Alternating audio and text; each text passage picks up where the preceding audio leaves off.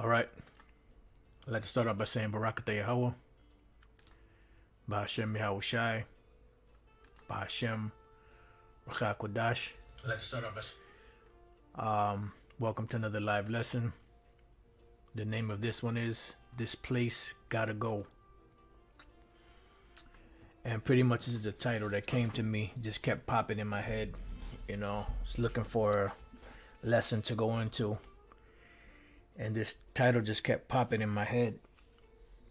And I couldn't forget it, so I decided to finally write it down. I was watching a video that Elder Yashawamba was doing, dealing with, the Mr. Potato Head genderless thing and, these different drugs that are used on children to suppress their hormones, so that they can identify as genderless, and just a whole host of different bullshit, that's going on.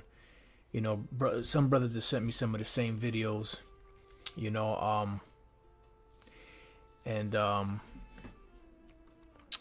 just get to thinking sometimes, and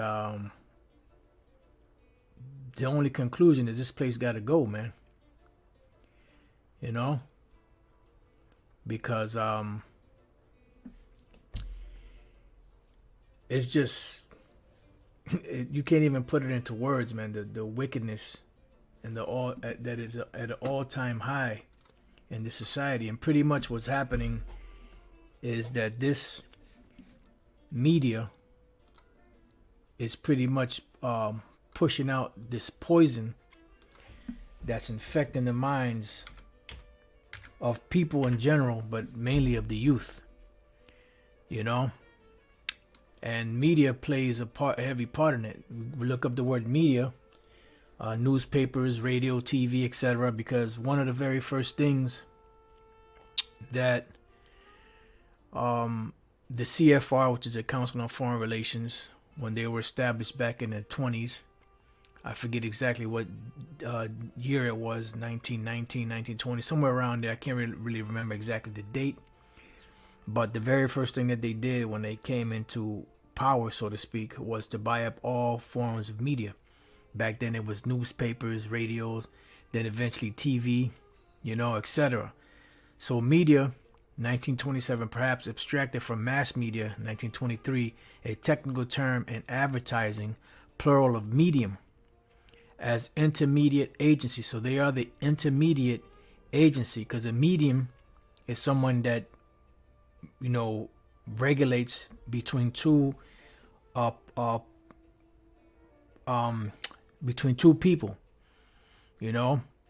This is a sense in English from blah blah blah. So let's go here. Medium, middle ground, quality or degree, that which holds a middle place or position, from Latin medium, the middle, midst, center, interval, noun of neutral adjective, medius.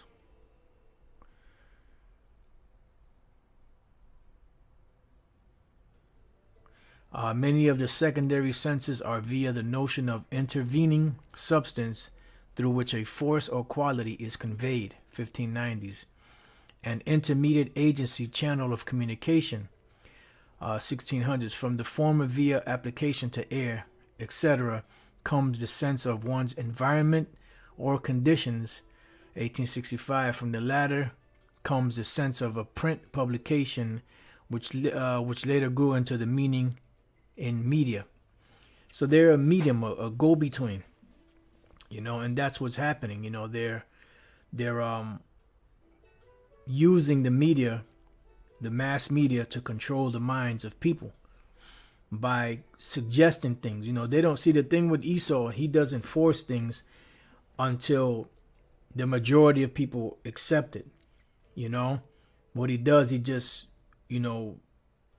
gradually introduces things, and at first it's a real shocker. People are like, what the but after a while, the majority of people, they get used to hearing and seeing these things, and they just roll right along with it. Or this is what America has been. America has been the medium for pushing this demonic juice, for lack of better words, into the cups of all nations of the earth, and they drinking it down, man. They drinking it down. They drinking it down.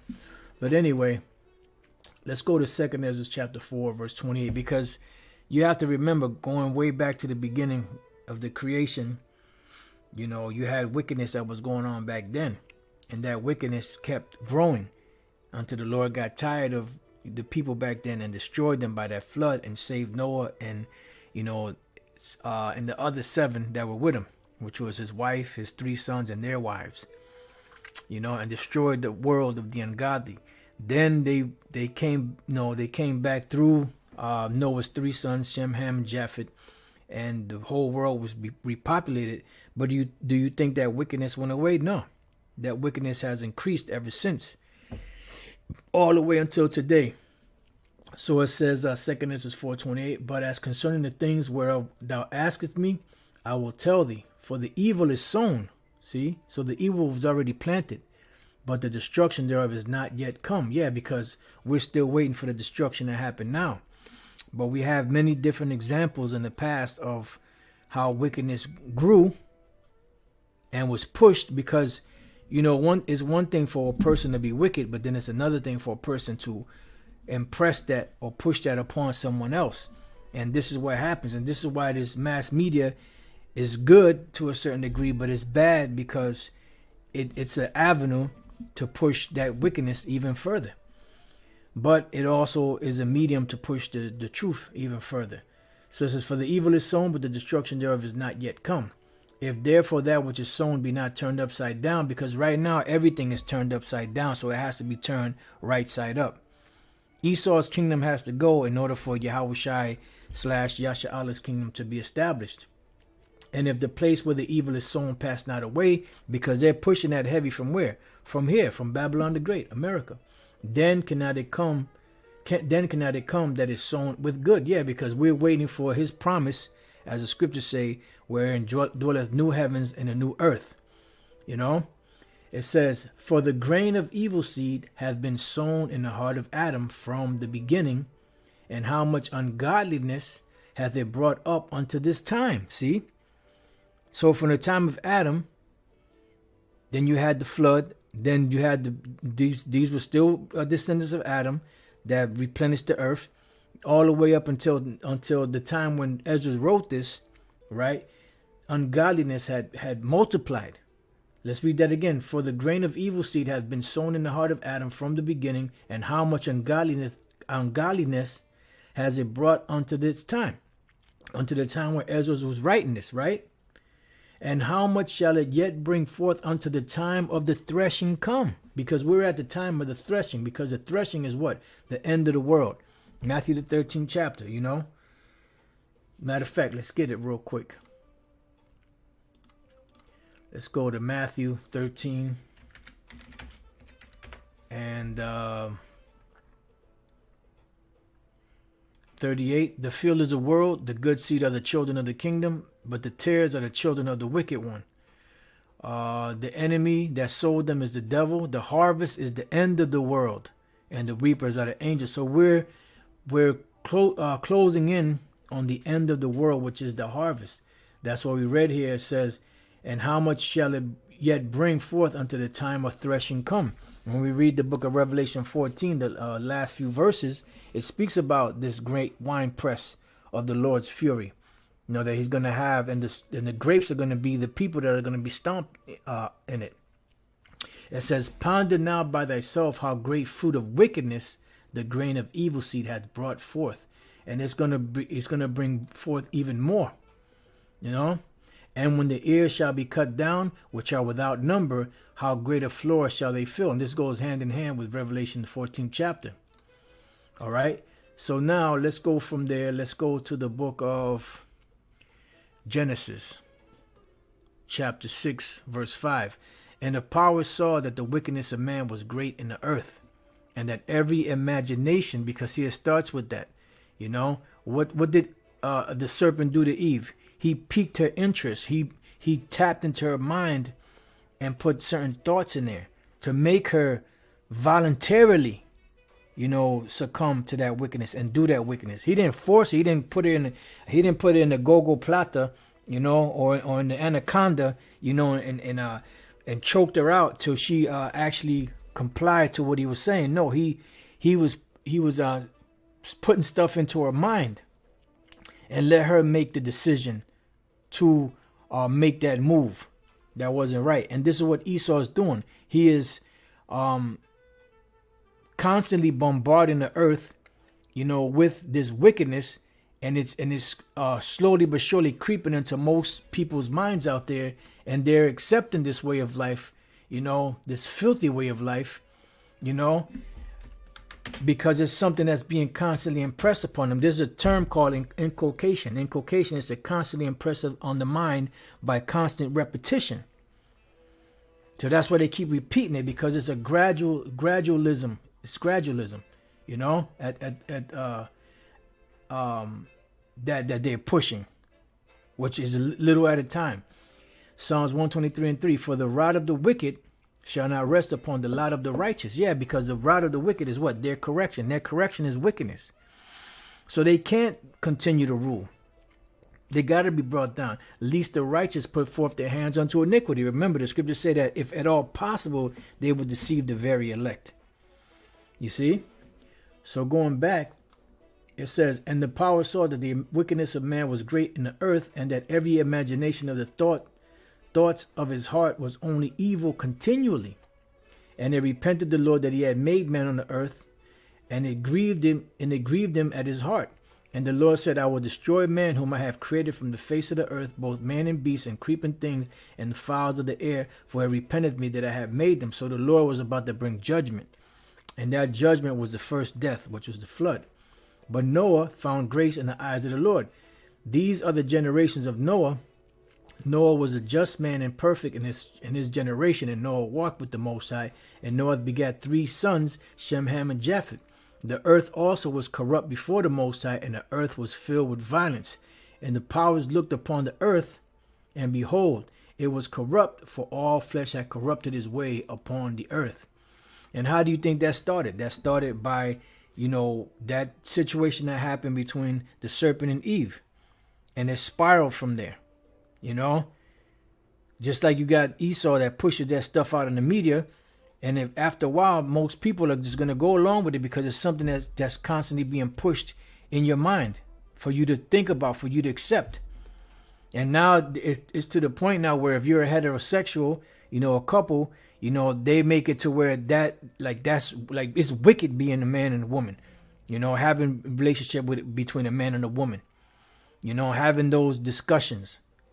You can't even have those discussions now because these things, become offended. I can't, boy, this place got to go, period. It's getting to the point where to be straight, so to speak, it's a crime. And they want to make the children think, that they need to make these decisions when they're that young. When they don't even know how to fucking wipe their ass right yet. They still fucking peeing in their pants. Still got streaks of shit in their drawers. But they can't wipe their ass right, but they could make a decision like that whether they want to be man or woman. That's why this motherfucker gotta go, man. This motherfucker gotta go. Psalms 82:5. They know not, neither will they understand. They walk on in darkness. All the foundations of the earth are out of course. Everything is out of course because this bastard that's ruling is fucking everything up. And making it seem that if you're not fucked up like they are, then you got a problem. That's where this place got to fucking go, man. Yeah, like Elder Yashua said, but we're the problem. No, motherfucker, you're the problem, Esau. And if you don't like that I'm using the F-bombs, and get the fuck out of here. Go crawl up Esau's ass. Go sip that Babylonian juice. Drink it down, gulp it every day, Oh, Lord. Anyway, Isaiah 29:14. Therefore, behold, I will proceed to do a marvelous work among this people, even a marvelous work and a wonder. For the wisdom of their wise men shall perish, and the understanding of their prudent men shall be hid. Woe unto them that seek deep to hide their counsel from the Lord, and their works are in the dark, and they say, who seeth us, and who knoweth us? Surely your turning of things upside down shall be esteemed as a potter's clay, because you turned everything upside down. But the Heavenly Father is going to turn everything right side up. That's what we read in 2nd Ezra, that if that, let me see, where is that at? And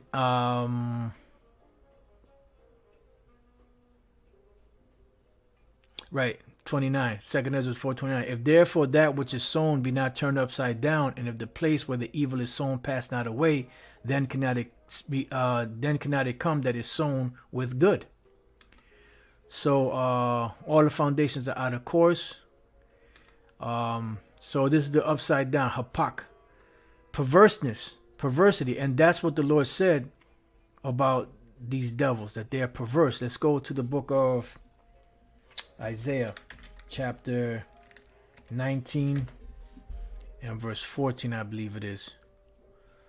Right. The Lord hath mingled a perverse spirit in the midst thereof, and they have caused Egypt to err in every work thereof, as a drunken man staggereth in his vomit. Yeah, because this constant thing that they're pushing out there is making people drunk. And that's why they're staggering upon themselves. You know, they don't even understand that they're erring in judgment when they start, pushing that bullshit out there. You know what bullshit I'm talking about. I'm talking about the alphabet people bullshit, that alphabet soup they're trying to make people drink. Perverse. Ayum. Distorting, perverting, warping. Yeah, they distorted the truth. And Elder Yashawamba put a scripture out where it says changing kind. And that's exactly what it is. They're making people change, and then people these things that change their sex, then after they have the sex change years later, they start to regret it. And a lot of them commit suicide. You know why? Because that is a perverse mind. And when you do those things, what happens is them demons jump on you. Let's look at the word mingled. Masak, to mix, mingle, produced by mixing, to pour, mix. Yeah. See, especially wine with spices. And the wine with spices that they're pushing is that Babylonian juice upon the people. All right, so let's go back. Perverseness, perversely. So the Lord said he mingled a perverse spirit among them. And it says, Isaiah 29:16, surely your turning of things upside down shall be esteemed as a potter's clay. For shall the work say of him that made it, he made me not? Or shall the thing framed say of him that framed it, he had no understanding? All right, so this pretty much, these devils got to go. Revelation 17:1. And there came one of the 7 angels which had the 7 vials, and talked with me, saying unto me, come hither, I will show unto thee the judgment of the great whore that sitteth upon many waters. And this great whore that's sitting upon all these people is America, Babylon the Great. They even call this a great melting pot. So this is a judgment that's coming upon them, but there are reasons for the judgment. The Lord ain't just going to judge America just for the hell of it. He's going to judge America, Babylon the Great, for her wickedness. It says, with whom the kings of the earth have committed fornication, because they're in bed with this devil. They're doing exactly what they're doing. That's why they're prospering, because if they don't prosper, what happens? Esau cuts them out, cuts the goodies off. It says, and the inhabitants of the earth have been made drunk with the wine of her fornication. So it's not just the leaders of these other nations. It's also the people of the world. That's why no matter where you go on the earth, you're going to, people don't get homesick anymore, because wherever they go, it's almost like being here. In this filthy ass place, Babylon the Great.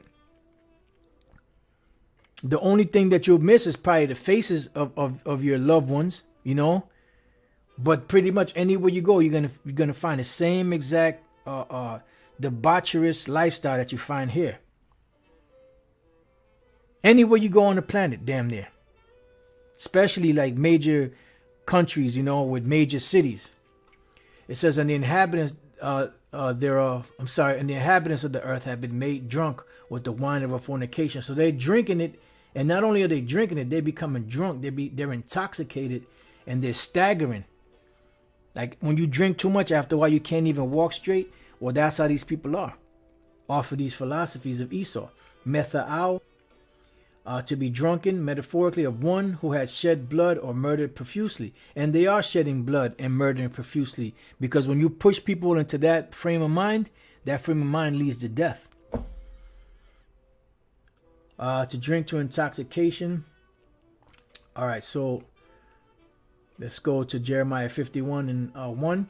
Thus saith the Lord, behold, I will raise up against Babylon and against them that dwell in the midst of them that rise up against me a destroying wind. And that destroying wind is the destruction. And why is this happening? For the perverseness of these devils. For the things that they're doing, for the agenda that they're pushing upon the world. A matter of fact, before I read that, let me get a couple of these precepts here. Let me get the book of 2nd Ezra, which we're in 2nd Ezra. Matter of fact, the 15th chapter.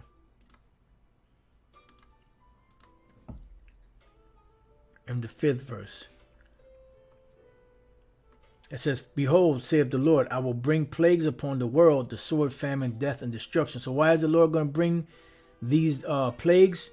Because of the wickedness that's going on from this place and the participation of the rulers of the other nations and the inhabitants of the earth.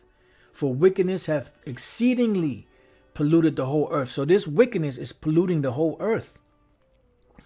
It's not just here in America. It's not just in certain countries. It's all over. It's worldwide.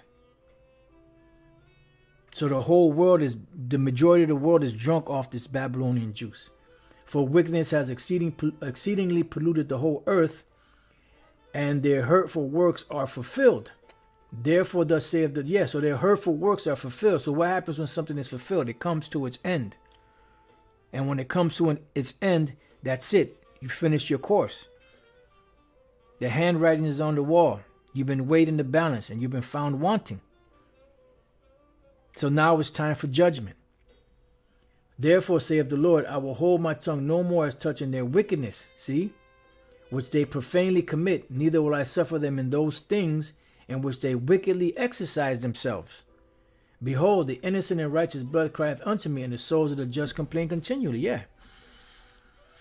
So every time one of the elect goes back into the spirit world, they cry unto the Lord, look, how long you going to, not avenge us on this devil, on this wickedness? It says, and therefore saith the Lord, I will surely avenge them and receive unto me all the innocent blood from among them. And that's right. So now, let's go from there. Let me just hold on to this.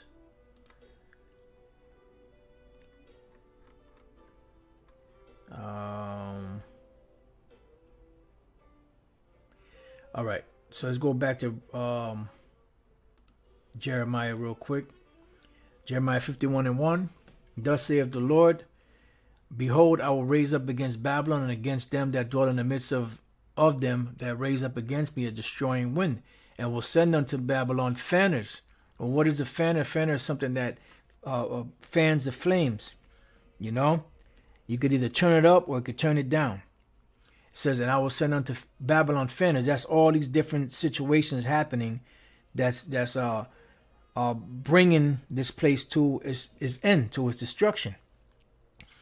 That shall fan her and shall empty her land. And how are they going to empty the land? By the nuclear missiles, the fire from the chariots.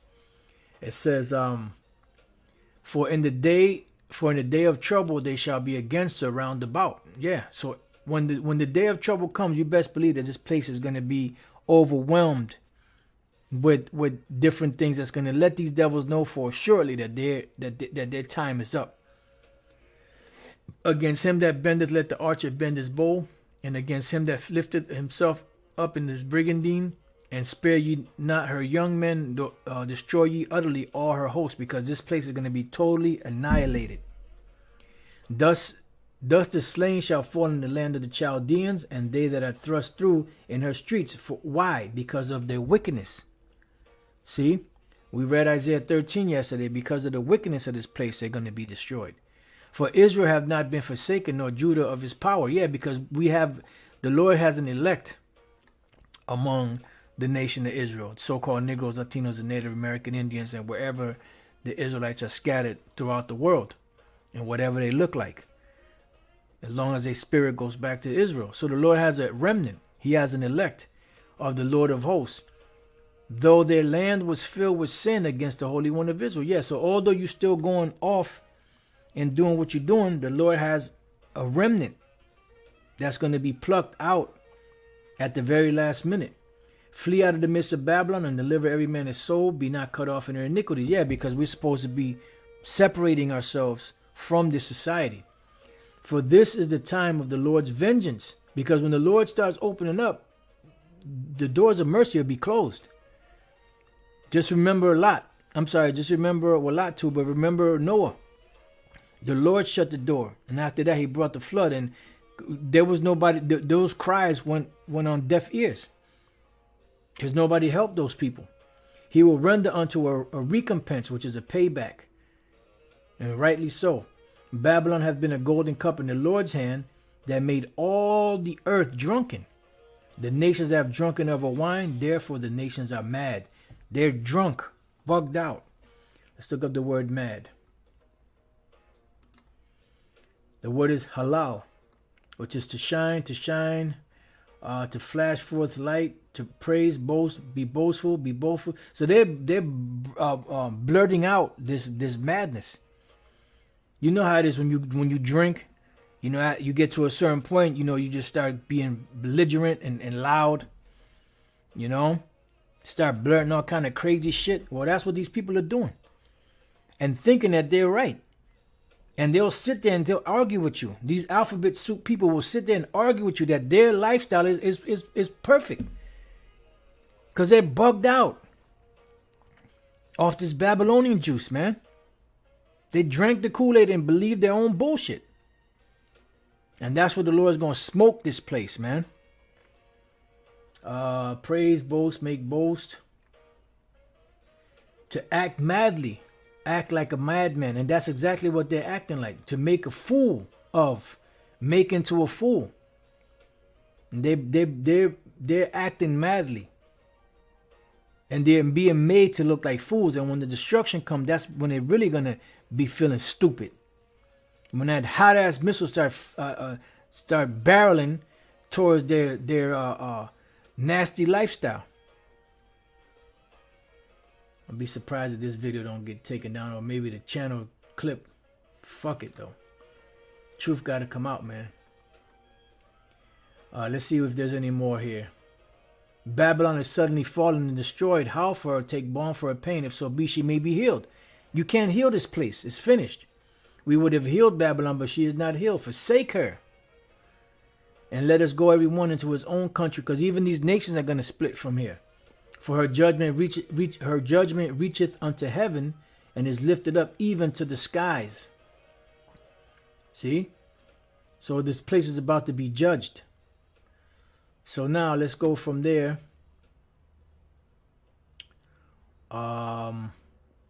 Before I read this, let's go to Revelation 14. A matter of fact, and this is for you Israelites out there.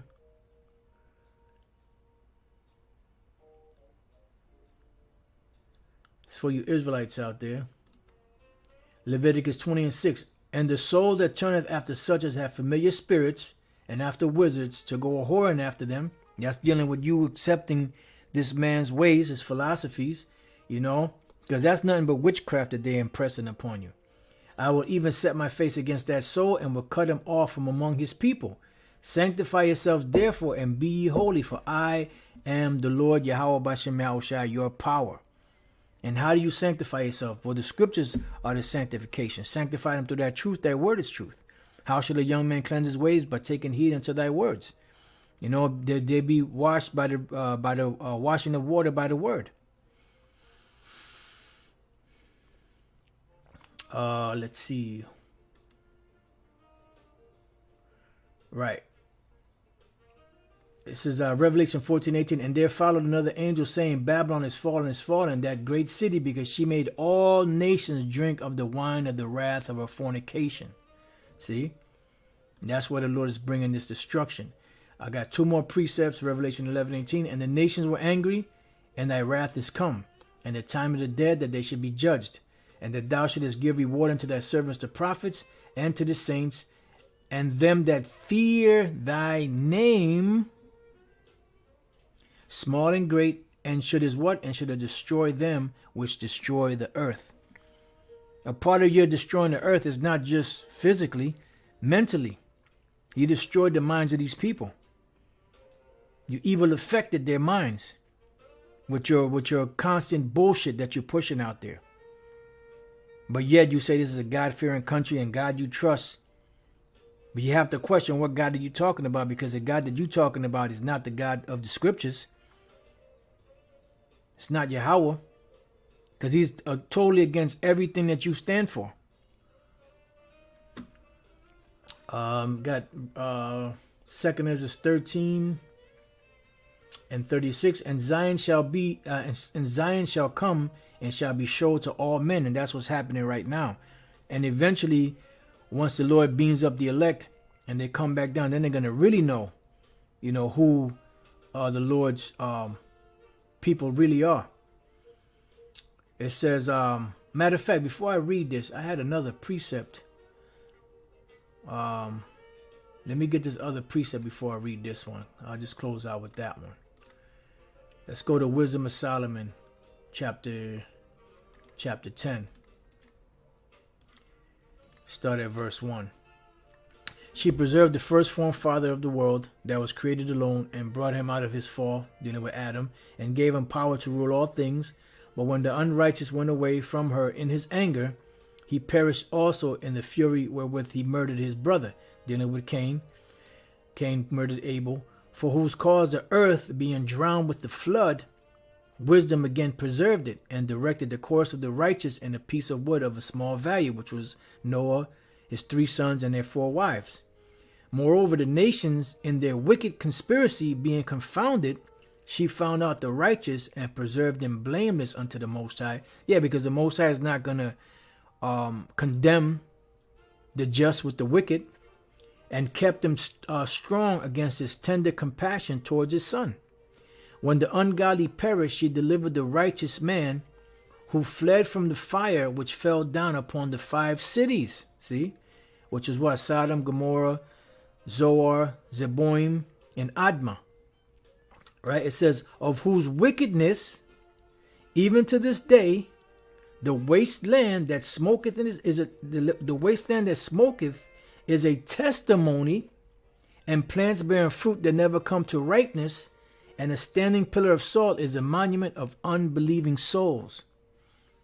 So this was a witness, an example. And matter of fact, let me get that one. In 2 Peter chapter 2 and verse 5. And I'm sorry, not 5. 6. And turning the cities of Sodom and Gomorrah into ashes, condemned them with an overthrow, making them an ensample unto those that after should live ungodly. So you would figure, if they say they believe in the Bible, and after reading these accounts, they would take heed, and you know what, we can't do that because look what happened to Sodom and Gomorrah. But no, they push that more and more, which shows you that these devils are bugged out, and show you that they're being controlled on the left-hand side of the Most High. All right, so it says, verse 8, for regarding not wisdom, they got not only this hurt, that they knew not the things which were good, but also left behind them to the world a memorial of their foolishness. See? So that in the things wherein they offended, they could not so much as be hid. Because, wickedness is not going to protect you as a hedge from the things that are coming. So 2nd Ezra 13 and 36, and Zion shall come and shall be showed to all men, being prepared and builded, like as thou sawest the hill graven without hands. And this, my son, which is Yahushua, shall rebuke the wicked inventions of those nations, which for their wicked life are fallen into the tempest. See? So the Lord is coming back to destroy them, and shall lay before them their evil thoughts, and the torments wherewith they shall begin to be tormented, which are like unto a flame, and he shall destroy them without labor by the law which is like unto me. And whereas thou sawest that he gathered another peaceable multitude. So pretty much this is going to be the destruction of these devils. You know? Like the elder Elder Yashawama brought out that their sins are reached unto heaven. You know? And we're about to witness the judgment of these devils coming down the pike. You know? And you know, by them keep pushing that agenda and keep pushing this stuff, let them do it. You know, we get mad, we get upset, you know, we don't want to see it. Like we coming on the lot of Lot, you know, vexed with the filthy conversation of the wicked, but let them do it, because this is what's going to bring their demise even more. And especially when they push that microchip, which is the mark of the beast, that's going to really be the ultimate nail in the coffin. You know, so with that, you know, I pray that your brothers have been edified. You know, if the Spirit hit me, you know, to do a lesson later, I will. With that, I pray that your brothers have been edified. To the next time I say, Shalom.